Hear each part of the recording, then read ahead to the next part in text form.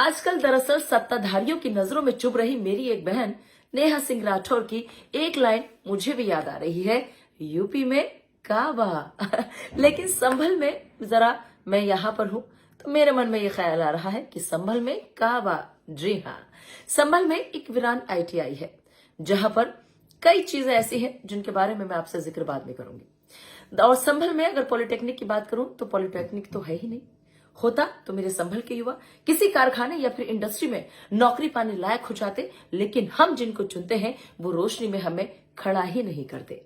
2-2 degree college भी है मेरे संभल में, लेकिन साइंस की पढ़ाई ही नहीं होती दोनों में, क्योंकि रहनुमा शायद डरते हैं कि अगर संभल से कोई डॉक्टर या फिर कलाम साहब पैदा हो जाए तो भाई उनका क्या होगा।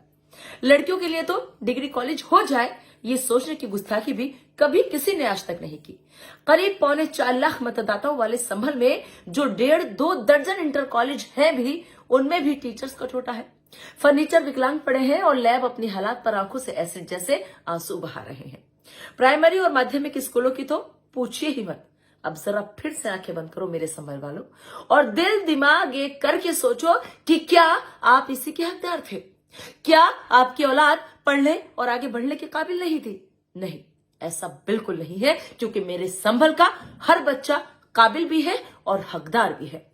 फिर क्यों उनसे बार बार हमें धोखा मिल रहा है, जिनको वोट देकर हमने और आपने अपना मुस्तकबिल उनके हाथों में सौंप दिया?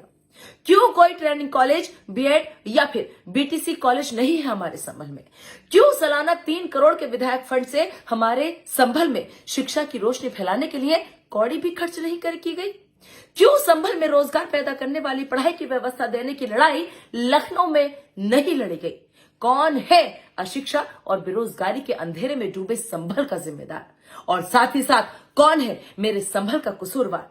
ये मैं भी आप सबको बता दूं कि ये सवाल जो मैं कर रही हूं या ये जो मुद्दे मैं उठा रही हूं, ये सवाल, ये मुद्दे आप सब भी अपनी डायरी में नोट कर लीजिए, लिख लीजिए और अपनी इस बेटी को, अपनी निदा को, अपनी दुआओं और वोटों से एक मौका दीजिए। और फिर जो सवाल आज मैंने आप सबसे कहे हैं, आप सबके सामने उठा रही हूं, मेरा संभल भी ये सारे सवाल मुझसे जरूर करे। तो अभी तक ये सिर्फ एक शुरुआत है। अब हर दिन संभल के हक की बात होगी और तीखे सवाल भी होंगे। आजकल दरअसल सत्ताधारियों की नजरों में चुभ रही मेरी एक बहन नेहा सिंह राठौर की एक लाइन मुझे भी याद आ रही है। यूपी में काबा लेकिन संभल में जरा मैं यहाँ पर हूँ तो मेरे मन में ये ख्याल आ रहा है कि संभल में काबा। जी हाँ, संभल में एक वीरान ITI है जहां पर कई चीजें ऐसी हैं जिनके बारे में मैं आपसे जिक्र बाद में करूंगी। और संभल में अगर पॉलिटेक्निक की बात करूं तो पॉलिटेक्निक तो है ही नहीं। होता तो मेरे संभल के युवा किसी कारखाने या फिर इंडस्ट्री में नौकरी पाने लायक हो जाते, लेकिन हम जिनको चुनते हैं वो रोशनी में हमें खड़ा ही नहीं करते। 2-2 डिग्री कॉलेज भी है मेरे संभल में, लेकिन साइंस की पढ़ाई ही नहीं होती दोनों में, क्योंकि रहनुमा शायद डरते हैं कि अगर संभल से कोई डॉक्टर या फिर कलाम साहब पैदा हो जाए तो भाई उनका क्या होगा। लड़कियों के लिए तो डिग्री कॉलेज हो जाए ये सोचने की गुस्ताखी भी कभी किसी ने आज तक नहीं की। करीब 4.25 लाख मतदाताओं वाले संभल में जो 1.5-2 दर्जन इंटर कॉलेज हैं भी, उनमें भी टीचर्स का छोटा है। फर्नीचर विकलांग पड़े हैं और लैब अपनी हालात पर आंखों से एसिड जैसे आंसू बहा रहे हैं। प्राइमरी और माध्यमिक स्कूलों की तो पूछिए ही मत। अब जरा फिर से आंखें बंद करो मेरे संभल वालों और दिल दिमाग एक करके सोचो कि क्या आप इसी के हकदार थे? क्या आपकी औलाद पढ़ने और आगे बढ़ने के काबिल नहीं थी? नहीं, ऐसा बिल्कुल नहीं है, क्योंकि मेरे संभल का हर बच्चा काबिल भी है और हकदार भी है। फिर क्यों उनसे बार बार हमें धोखा मिल रहा है, जिनको वोट देकर हमने और आपने अपना मुस्तकबिल उनके हाथों में सौंप दिया? क्यों कोई ट्रेनिंग कॉलेज, BEd या फिर BTC कॉलेज नहीं है हमारे संभल में? क्यों सालाना 3 करोड़ के विधायक फंड से हमारे संभल में शिक्षा की रोशनी फैलाने के लिए कौड़ी भी खर्च नहीं की गई? क्यों संभल में रोजगार पैदा करने वाली पढ़ाई की व्यवस्था देने की लड़ाई लखनऊ में नहीं लड़ी गई?